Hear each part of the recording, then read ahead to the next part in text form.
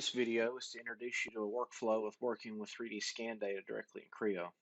Let's get started by loading a mesh with the Dezignworks plugin. And let's turn the edge view off, or the shading, so you can properly see it. We'll open our mesh features command and we'll use our intelligent polygon selection to create a solid feature around the perimeter of this part. As we select the polygons, they'll turn this magenta color. We'll select a plane to constrain it and then extrude a solid.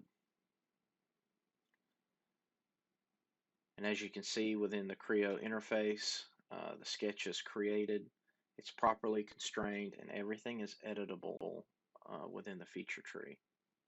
So this should look and feel just like you're using Creo every day. Next, we'll use that same selection and we're going to create an organic boundary surface. And we can use this surface to make a cut. And as you see, planes and spline geometry is created upon the exit of the Dezignworks feature command. And we'll just grab the Creo boundary surface and select our cross sections. So you can see that you can take a hybrid approach to using solids and surfaces.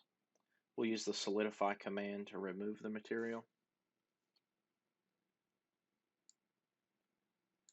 Dezignworks has also incorporated some primitive modeling features with constraints.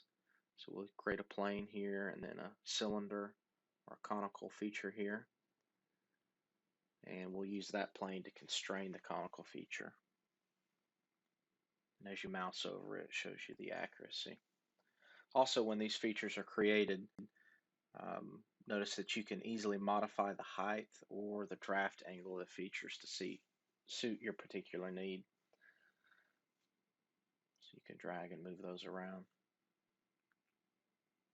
We can also create multiple surface features and then trim them, combine them, or what they call a quilt with inside Creo. And we can use that quilt to remove material. So let's just reverse the direction of this one, maybe pull it up a little bit, just to make sure that these surfaces intersect our solid body. So we can create a planar surface here on the bottom. And remember, we used the plane feature with Dezignworks to determine what that Z height was. So let's just trim those up, make sure we select the right side. And we'll again use the solidify command to remove this material. You may be asking yourself, well, how do I know that this is accurate? We'll go ahead and verify these geometries. Let's just add a small fillet around the perimeter of this first. There we go. So we'll use our feature to mesh comparison, and this compares your CAD model directly back to the original scan data that we imported in. And it'll give us a heat map deviation where we've run in this on plus or minus 5,000. And you can see that we can also balloon and inspect specific areas, as well as capture screenshots that can be later used in the report, which is exported to Microsoft Excel, as long as you have that downloaded on your system. So we can reverse engineer the part. We can also verify it to ensure accuracy. We appreciate your time. Thank you for watching this video.